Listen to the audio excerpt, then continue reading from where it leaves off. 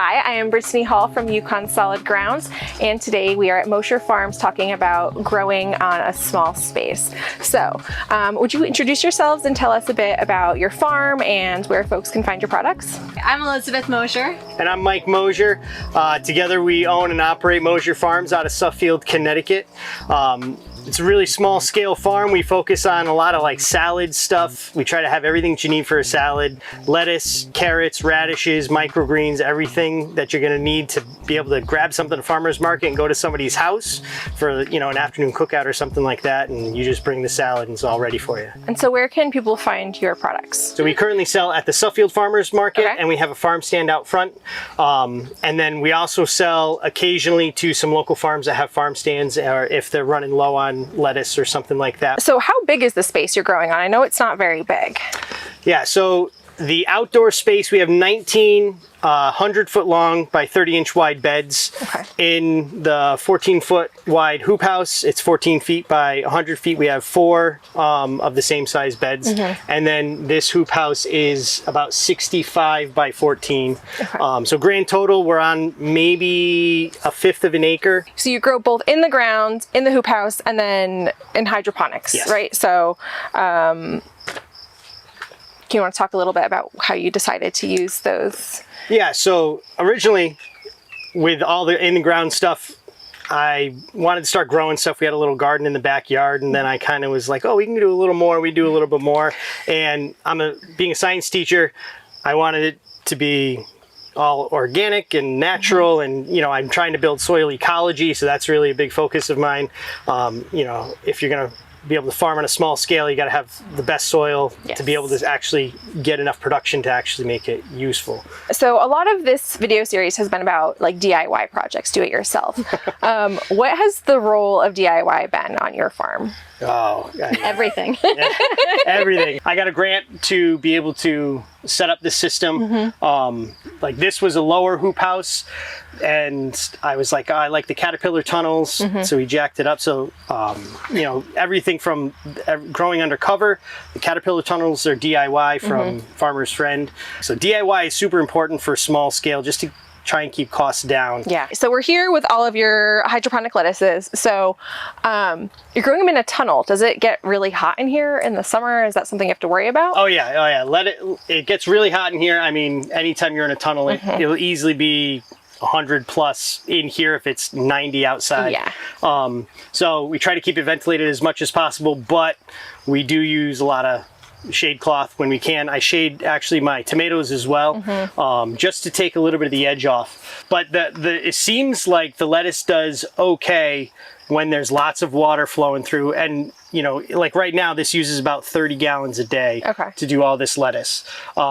And it definitely has been upticking as the temperature has been going up. Okay. But as long as there's good evaporation and plenty of water coming in, it'll maintain itself. Yeah, and does it like bolt with the same rate like you would find outside? I haven't noticed it, and I've been checking a lot recently because I'm starting to get nervous, but it just, like, this is a Salanova variety, and it just keeps adding. I know, it didn't seem like it had like no, there's no stem to it. It just keeps adding more leaves. So as long as we can move it in time, I think it'll be okay. Yeah. What are some of the projects you've done that you think have been the most helpful to your operation? Definitely putting up some sort of cover like this caterpillar tunnel has been huge.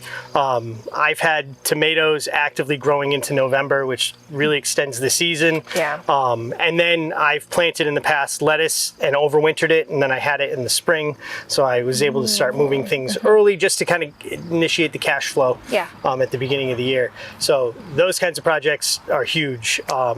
The hydroponics DIY project, that's been really big because I was able to get things started early. Yeah. I can have that going while I'm doing all the bed prep work, and that setup doesn't take very long to get going. I don't have to weeding it. Right, exactly. That's huge. I mean, just the time saving, that sort of thing. Yeah. But I've had some DIY projects. I made my own flame weeder, and saved me a lot of money, but it saves so much time on weeding down the line. So are there any like resources you've used to come up with some of these projects, like books or websites, extensions? I'm always looking at what other people make and kind of thinking, well, I could do that or change that up. big for me was in the beginning. So we've been farming for 7 years ish. Okay. Was Curtis Stone, who's the urban farmer on YouTube. All of his earlier stuff was really good, step by step how to get things going, how to cultivate on really small scale. Yeah. J.M. Fortier's book, The Market Gardener, was huge. Also, like the No-Till Growers Handbook by I think that's Jesse Frost. So there's a couple of them out there that are like, they just have so much information and people thinking outside the box, and it's like, oh, that might be super helpful to make it work. And I think also just connecting with other small farms and kind of seeing what they're doing and, you know, oh yeah, we can do that too. So I think, you know, being able to connect with other small farms. I try to get onto all the virtual calls that like the New Connecticut Farmers Alliance will do, or Yukon Extension and all that sort of stuff. So I think earlier you mentioned like if you didn't know how to do something, you kind of would figure it out. So what are some of the skills you've had to learn for your projects? I think I had a okay basic background of like doing stuff like nailing things together, but then all of a sudden it's like, oh, you got to plumb this and you got to find the right fitting and all of those tiny little technical things. There's no major like life-changing skills, but it's all these little skills along the way that once you you get them, you can then apply it to 15 other things. Yeah, like get that base of knowledge. Yeah. So, you know, basic plumbing stuff, basic carpentry. Yeah. I think perseverance is probably the biggest thing. 17 trips to Home Depot. Come in and say like, I gotta go back to the store and get something else. Yes. So, you know, willing to push through even, you know, when it's not working the way that you think it's supposed to work. And, Absolutely. Yeah. So what is the role of intercropping in your operation? Is it something that you're doing growing in such a small space? Yeah, so I try to experiment as much as I can with intercropping. Being in a small space, but serving a farmer's market, if I just had lettuce at the farmer's market, people would only buy lettuce and then the sales would go to somebody else. So if I can take and intercrop, let's say between my heads of lettuce, green onions. Now the value of that square foot just went from, let's say $6 a square foot to $8 a square foot. And on a small scale, if you can have all those interplantings, it's more like a natural system where they're going to be feeding each other and taking different nutrients out of the soil at different times. So then you don't have to worry about, you know, burning out one section with just lettuce all the time, or, you know, something like that. So if by doing that, I'm able to rotate more crops through having more diversity in the soil. It just makes for better soil. It makes it better for me because now each square foot is worth more for me. And then in the end, you know, it makes this a little more sustainable, both environmentally and in terms of monetary gains. Is there anything that you wish you knew before you got started? Yeah, I would say the time investment. You know, you hear about, you know, farmers have long days and all kinds of weather and all that sort of thing. And I'm not adverse to hard work in the heat, in the rain, in the cold, but it's the time. If you think it's going to take you, you know, 10 minutes, it's going to take you 40 minutes. Yeah. And if it's going to take you 2 hours, it's going to take you 6 hours. And having to learn that over years, if I could have picked that up right at the very beginning and internalized it at the very beginning, I think that could have made a huge difference. Yeah.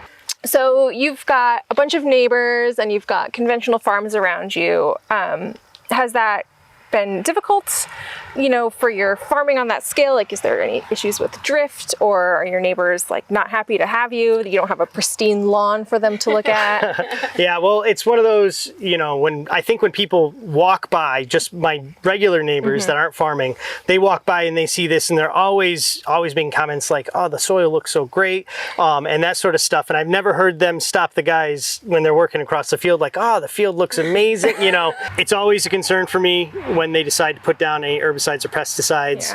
They don't put down a lot of herbicides. They usually rely on hand labor for that. But when they're putting down pesticides and I'm trying to foster a little mini ecosystem and just wondering if the wind's blowing my way or somebody else's way for the day, it is a concern.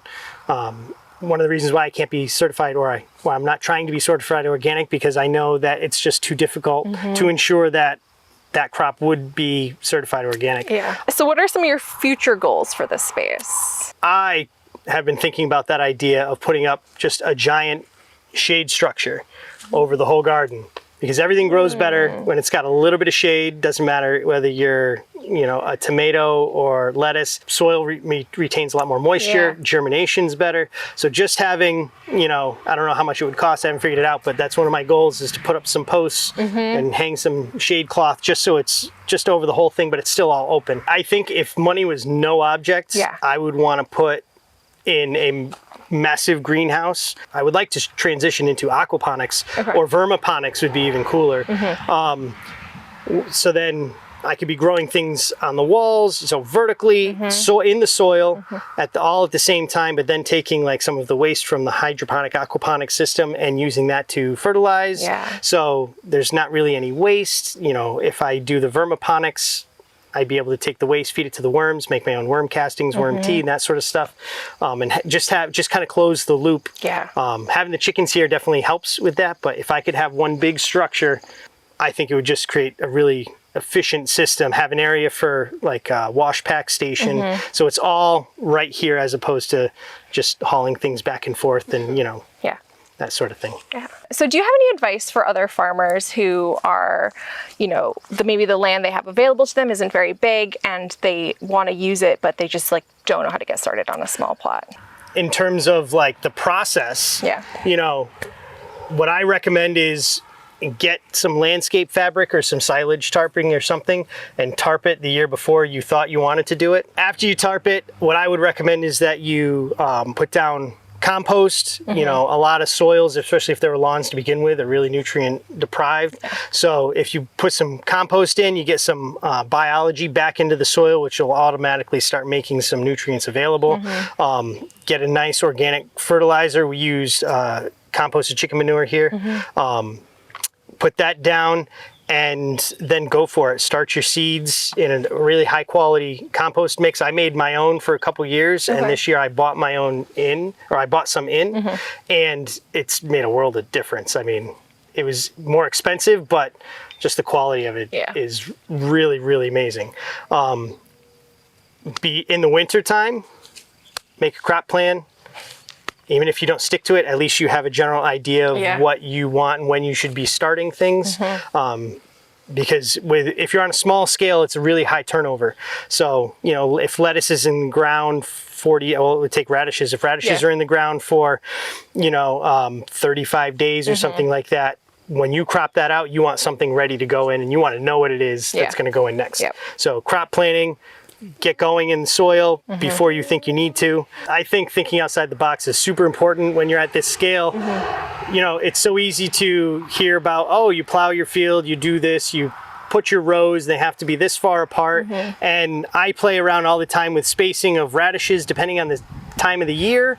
I'll plant things a little closer, a little wider, and every single time I plant, I feel like it's just another experiment to see, is this going to work? If not, now I've learned something that doesn't work. If it does work, okay, awesome. What can I push to move in a different direction?